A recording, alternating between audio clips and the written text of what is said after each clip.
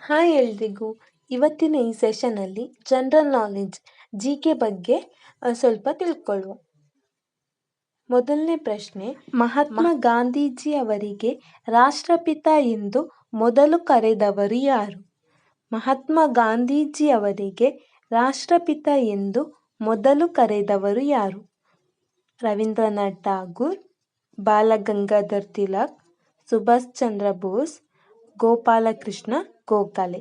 ಮಹಾತ್ಮ ಗಾಂಧೀಜಿಯವರನ್ನು ರಾಷ್ಟ್ರಪಿತ ಎಂದು ಮೊದಲು ಕರೆದವರು ಸುಭಾಷ್ ಚಂದ್ರ ಬೋಸ್. ಎರಡನೇ ಪ್ರಶ್ನೆ, ಕುಂಭಮೇಳ ಎಷ್ಟು ವರ್ಷಗಳಿಗೊಮ್ಮೆ ನಡೆಯುತ್ತದೆ? ಕುಂಭಮೇಳವು ಎಷ್ಟು ವರ್ಷಗಳಿಗೊಮ್ಮೆ ನಡೆಯುತ್ತದೆ? ಆಪ್ಷನ್ ನೋಡೋದಾದರೆ 5 ವರ್ಷ, 6 ವರ್ಷ, 8 ವರ್ಷ, 12 ವರ್ಷ. ಕುಂಭಮೇಳವು 12 ವರ್ಷಗಳಿಗೊಮ್ಮೆ ನಡೆಯುತ್ತದೆ. ಮುಂದಿನ ಪ್ರಶ್ನೆ ನೋಡೋದಾದರೆ, ಭಾರತವನ್ನು ಉತ್ತರ ಭಾರತ ಮತ್ತು ದಕ್ಷಿಣ ಭಾರತ ಎಂದು ವಿಂಗಡಿಸುವ ನದಿ ಯಾವುದು? ಭಾರತವನ್ನು ಉತ್ತರ ಭಾರತ ಮತ್ತು ದಕ್ಷಿಣ ಭಾರತ ಎಂದು ವಿಂಗಡಿಸುವ ನದಿ ಯಾವುದು? ಆಪ್ಷನ್ ನೋಡೋದಾದರೆ ಕೃಷ್ಣಾ ನದಿ, ನರ್ಮದಾ ನದಿ, ಗೋದಾವರಿ ನದಿ, ಕಾವೇರಿ ನದಿ. ಇದಕ್ಕೆ ಸರಿಯಾದ ಉತ್ತರ ನರ್ಮದಾ ನದಿ. ಭಾರತವನ್ನು ಉತ್ತರ ಭಾರತ ಮತ್ತು ದಕ್ಷಿಣ ಭಾರತ ಎಂದು ವಿಂಗಡಿಸುವ ನದಿ ನರ್ಮದಾ ನದಿ. ಸುವಾಸಿತ ಸಾಂಬಾರುಗಳ ರಾಣಿ ಎಂದು ಯಾವುದಕ್ಕೆ ಕರೆಯುತ್ತಾರೆ? ಸುವಾಸಿತ ಸಾಂಬಾರುಗಳ ರಾಣಿ ಎಂದು ಯಾವುದಕ್ಕೆ ಕರೆಯುತ್ತಾರೆ? ದಾಲ್ಚಿನ್ನಿ, ಲವಂಗ, ಶುಂಠಿ, ಏಲಕ್ಕಿ. ಸುವಾಸಿತ ಸಾಂಬಾರುಗಳ ರಾಣಿ ಎಂದು ಏಲಕ್ಕಿಯನ್ನು ಕರೆಯುತ್ತಾರೆ. ಮುಂದಿನ ಪ್ರಶ್ನೆ ನೋಡೋದಾದರೆ, ಕರ್ನಾಟಕದಲ್ಲಿ ಪ್ರಥಮ ವಿಶ್ವವಿದ್ಯಾಲಯ ಎಲ್ಲಿ ಸ್ಥಾಪಿತವಾಗಿದೆ? ಕರ್ನಾಟಕದಲ್ಲಿ ಪ್ರಥಮ ವಿಶ್ವವಿದ್ಯಾಲಯ ಎಲ್ಲಿ ಸ್ಥಾಪಿತವಾಗಿದೆ? ಬೆಂಗಳೂರು, ಧಾರವಾಡ, ಮಂಗಳೂರು, ಮೈಸೂರು. ಕರ್ನಾಟಕದಲ್ಲಿ ಪ್ರಥಮ ವಿಶ್ವವಿದ್ಯಾಲಯವು ಮೈಸೂರಲ್ಲಿ ಸ್ಥಾಪಿತವಾಗಿದೆ. ಕರ್ನಾಟಕದಲ್ಲಿ ಮೊದಲ ವಿಶ್ವವಿದ್ಯಾಲಯ ಎಲ್ಲಿ ಸ್ಥಾಪಿಸಿತ್ತು ಅಂತ ಕೇಳಿದರೆ ಮೈಸೂರಲ್ಲಿ. ಮುಂದಿನ ಪ್ರಶ್ನೆ, ಭಾರತದ ವಜ್ರದ ನಗರ ಎಂದು ಯಾವುದಕ್ಕೆ ಕರೆಯುತ್ತಾರೆ? ಭಾರತದ ವಜ್ರದ ನಗರ ಎಂದು ಯಾವುದಕ್ಕೆ ಕರೆಯುತ್ತಾರೆ? ಕಾನ್ಪುರ, ಲಕ್ನೋ, ಮುಂಬೈ, ಸೂರತ್. ಭಾರತದ ವಜ್ರದ ನಗರ ಎಂದು ಸೂರತ್ತನ್ನು ಕರೆಯುತ್ತಾರೆ. ಬ್ರಹ್ಮ ಸಮಾಜವನ್ನು ಸ್ಥಾಪಿಸಿದವರು ಯಾರು? ಬ್ರಹ್ಮ ಸಮಾಜವನ್ನು ಸ್ಥಾಪಿಸಿದವರು ಯಾರು?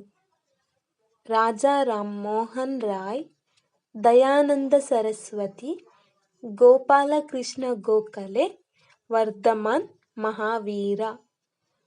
ಬ್ರಹ್ಮ ಸಮಾಜವನ್ನು ಸ್ಥಾಪಿಸಿದವರು ರಾಜಾ ರಾಮ್ ಮೋಹನ್ ರಾಯ್ ಅವರು. ದಯಾನಂದ ಸರಸ್ವತಿಯವರು ಆರ್ಯ ಸಮಾಜವನ್ನು ಸ್ಥಾಪಿಸಿದರು. ರಾಜಾ ರಾಮ್ ಮೋಹನ್ ರಾಯ್ ಅವರು 1828 ಆಗಸ್ಟ್ 20 ರಂದು ಕೋಲ್ಕತ್ತಾದಲ್ಲಿ ಬ್ರಹ್ಮ ಸಮಾಜವನ್ನು ಸ್ಥಾಪಿಸಿದರು. ಮುಂದಿನ ಪ್ರಶ್ನೆ, ಮನುಷ್ಯನ ಶರೀರದಲ್ಲಿ ಅತಿ ದೊಡ್ಡ ಗ್ರಂಥಿ ಯಾವುದು? ಮನುಷ್ಯನ ಶರೀರದಲ್ಲಿ ಅತಿ ದೊಡ್ಡ ಗ್ರಂಥಿ ಯಾವುದು?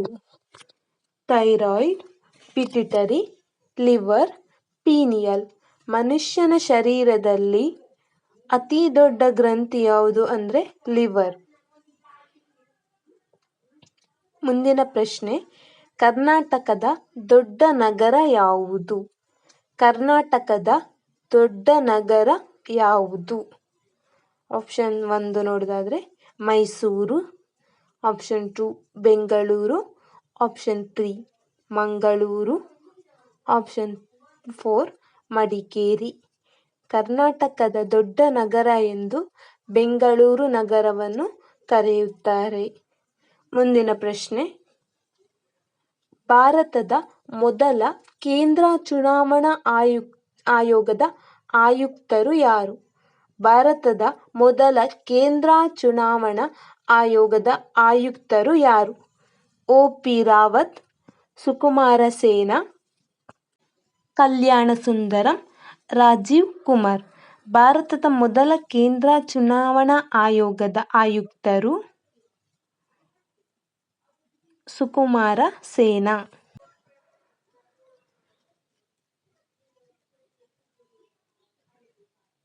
ಮುಂದಿನ ಪ್ರಶ್ನೆ, ಕರ್ನಾಟಕದ ಸಂಗೀತ ಪಿತಾಮಹ ಯಾರು?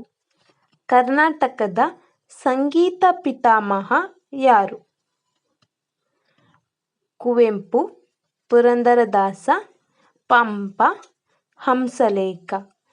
ಕರ್ನಾಟಕದ ಸಂಗೀತ ಪಿತಾಮಹ ಎಂದು ಪುರಂದರದಾಸರನ್ನು ಕರೆಯುತ್ತಾರೆ. The father of Carnatic music. ಕರ್ನಾಟಕದ ಸಾಂಸ್ಕೃತಿಕ ನಗರ ಎಂದು ಯಾವ ನಗರವನ್ನು ಕರೆಯುತ್ತಾರೆ? ಕರ್ನಾಟಕದ ಸಾಂಸ್ಕೃತಿಕ ನಗರ ಎಂದು ಯಾವ ನಗರವನ್ನು ಕರೆಯುತ್ತಾರೆ? ಮೈಸೂರು, ಧಾರವಾಡ, ಬೆಂಗಳೂರು, ಮಂಗಳೂರು. ಕರ್ನಾಟಕದ ಸಾಂಸ್ಕೃತಿಕ ನಗರ ಎಂದು ಮೈಸೂರು ನಗರವನ್ನು ಕರೆಯುತ್ತಾರೆ. ಮುಂದಿನ ಪ್ರಶ್ನೆ, ಮೇಘ ಸಂದೇಶವನ್ನು ಬರೆದವರು ಯಾರು? ಮೇಘ ಸಂದೇಶವನ್ನು ಬರೆದವರು ಯಾರು? ಕಾಳಿದಾಸ, ಕೆ.ವಿ. ಪುಟ್ಟಪ್ಪ, ಶಿವರಾಮ ಕಾರಂತ, ವಿ.ಕೃ. ಗೋಕಾಕ್. ಮೇಘ ಸಂದೇಶವನ್ನು ಬರೆದವರು ಕಾಳಿದಾಸ. ಕೆ.ವಿ. ಪುಟ್ಟಪ್ಪ ಅಂದರೆ ಕುವೆಂಪುರವರು ಶ್ರೀರಾಮಾಯಣ ದರ್ಶನಂ ಎಂಬ ಕೃತಿಯನ್ನು ಬರೆದಿದ್ದಾರೆ. ಶಿವರಾಮ ಕಾರಂತರು ಮೂಕಜ್ಜಿಯ ಕನಸು ಎಂಬ ಕೃತಿಯನ್ನು ಬರೆದಿದ್ದಾರೆ. ಶಿವರಾಮ ಕಾರಂತರವರನ್ನು ನಡೆದಾಡುವ ವಿಶ್ವಕೋಶ ಅಂತಲೂ ಕರೀತಾರೆ. ವಿಶ್ವದಲ್ಲಿ ಅತಿ ಹೆಚ್ಚು ಟೀ ಉತ್ಪಾದಿಸುವ ದೇಶ ಯಾವುದು? ವಿಶ್ವದಲ್ಲಿ ಅತಿ ಹೆಚ್ಚು ಟೀ ಉತ್ಪಾದಿಸುವ ದೇಶ ಯಾವುದು? China, Bharat, Japan, Brazil. ವಿಶ್ವದಲ್ಲಿ ಅತಿ ಹೆಚ್ಚು ಟೀ ಉತ್ಪಾದಿಸುವ ದೇಶ ಯಾವುದು ಅಂತ ಹೇಳಿದರೆ ಚೀನಾ. ಮುಂದಿನ ಪ್ರಶ್ನೆ, ಯೋಜನಾ ಆಯೋಗದ ಅಧ್ಯಕ್ಷರು ಯಾರು? ಯೋಜನಾ ಆಯೋಗದ ಅಧ್ಯಕ್ಷರು ಯಾರು? ಆಪ್ಷನ್ 1 ರಾಷ್ಟ್ರಪತಿಗಳು, ಆಪ್ಷನ್ 2 ಹಣಕಾಸು ಸಚಿವರು, ಆಪ್ಷನ್ 3 ಉಪರಾಷ್ಟ್ರಪತಿಗಳು, ಆಪ್ಷನ್ 4 ಪ್ರಧಾನ ಮಂತ್ರಿಗಳು. ಯೋಜನಾ ಆಯೋಗದ ಅಧ್ಯಕ್ಷರು, ಆಪ್ಷನ್ 4 ಪ್ರಧಾನ ಮಂತ್ರಿಗಳು. ಈ ಯೋಜನಾ ಆಯೋಗವನ್ನು 1950 ಮಾರ್ಚ್ 15ರಂದು ಪ್ರಾರಂಭಿಸಲಾಗಿತ್ತು. ಆದರೆ ಈಗ ಈ ಯೋಜನಾ ಆಯೋಗವನ್ನು ರದ್ದುಗೊಳಿಸಿ ನೀತಿ ಆಯೋಗವನ್ನು ರಚಿಸಿದ್ದಾರೆ. ನೀತಿ ಆಯೋಗ ಜನವರಿ 1, 2015ರಂದು ಪ್ರಾರಂಭಿಸಲಾಗಿತ್ತು. ಮುಂದಿನ ಪ್ರಶ್ನೆ, ಪ್ರಪಂಚದ ಅತ್ಯಂತ ಉದ್ದವಾದ ನದಿ ಯಾವುದು? ಪ್ರಪಂಚದ ಅತ್ಯಂತ ಉದ್ದವಾದ ನದಿ ಯಾವುದು? ನೈಲ್ ನದಿ, ಸಿಂಧೂ ನದಿ, ಅಮೆಜಾನ್ ನದಿ, ಮಿಸಿಸಿಪ್ಪಿ ನದಿ. ಪ್ರಪಂಚದ ಅತ್ಯಂತ ಉದ್ದವಾದ ನದಿ ನೈಲ್ ನದಿ. ಈ ನೈಲ್ ನದಿಯು 6853 ಕಿಲೋಮೀಟರ್ನಷ್ಟು ಉದ್ದವಾಗಿದೆ. ಮುಂದಿನ ಪ್ರಶ್ನೆ, ಭಾರತದಲ್ಲಿ ಅತಿ ಹೆಚ್ಚು ಕಾಫಿಯನ್ನು ಉತ್ಪಾದಿಸುವ ರಾಜ್ಯ ಯಾವುದು? ಭಾರತದಲ್ಲಿ ಅತಿ ಹೆಚ್ಚು ಕಾಫಿಯನ್ನು ಉತ್ಪಾದಿಸುವ ರಾಜ್ಯ ಯಾವುದು? ಒರಿಸ್ಸಾ, ಕರ್ನಾಟಕ, ಆಂಧ್ರ ಪ್ರದೇಶ, ತೆಲಂಗಾಣ.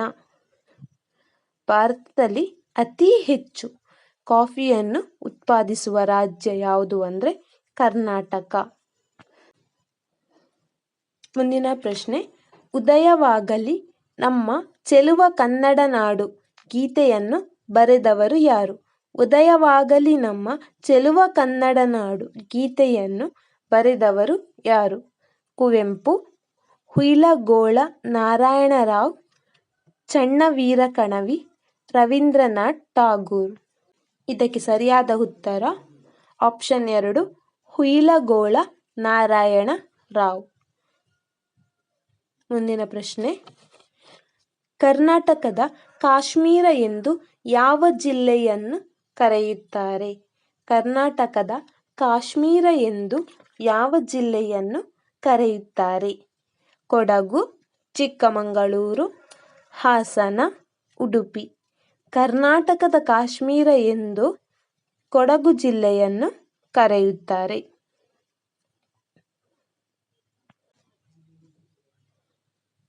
ಮುಂದಿನ ಪ್ರಶ್ನೆ, ದೇಶಬಂಧು ಎಂಬುದಾಗಿ ಯಾರನ್ನು ಕರೆಯುತ್ತಾರೆ? ದೇಶಬಂಧು ಎಂಬುದಾಗಿ ಯಾರನ್ನು ಕರೆಯುತ್ತಾರೆ? Option 1 Rajagopalachari, option 2 C R. Das, option 3 Jayaprakash Narayan, option 4 C. Ramananda. Deshbandhu ಎಂಬುದಾಗಿ ಸಿ.ಆರ್. ದಾಸ್ ಇವರನ್ನು ಕರೆಯುತ್ತಾರೆ. ಇನ್ನು ರಾಜಗೋಪಾಲಾಚಾರಿ ಅವರನ್ನು ರಾಜಾಜಿ ಎಂದು ಕರೆಯುತ್ತಾರೆ.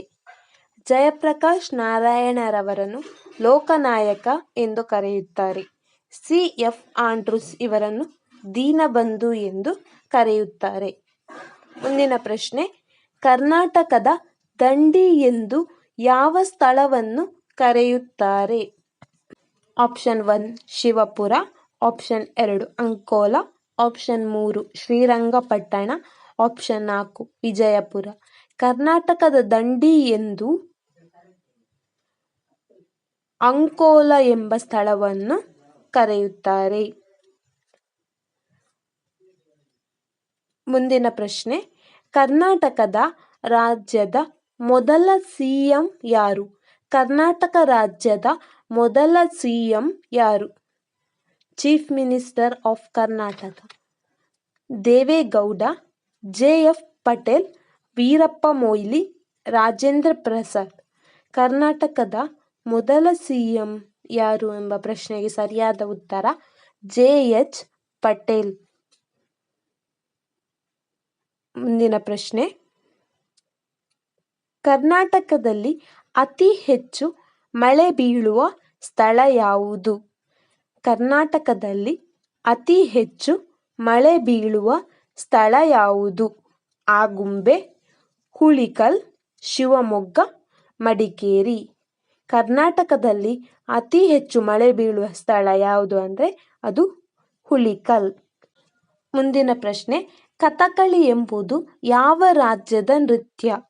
ಕೇರಳ, ಕರ್ನಾಟಕ, ಆಂಧ್ರ ಪ್ರದೇಶ್, ಪಂಜಾಬ್. ಕಥಕಳಿ ಎಂಬುದು ಕೇರಳ ರಾಜ್ಯದ ನೃತ್ಯವಾಗಿದೆ. ಇನ್ನು ಕರ್ನಾಟಕ ರಾಜ್ಯದ ನೃತ್ಯ ಯಾವುದು ಅಂದರೆ ಯಕ್ಷಗಾನ. ಒಡಿಸ್ಸಾ ರಾಜ್ಯದ ನೃತ್ಯ ಯಾವುದು ಅಂತ ಕೇಳಿದರೆ ಒಡಿಸ್ಸಿ.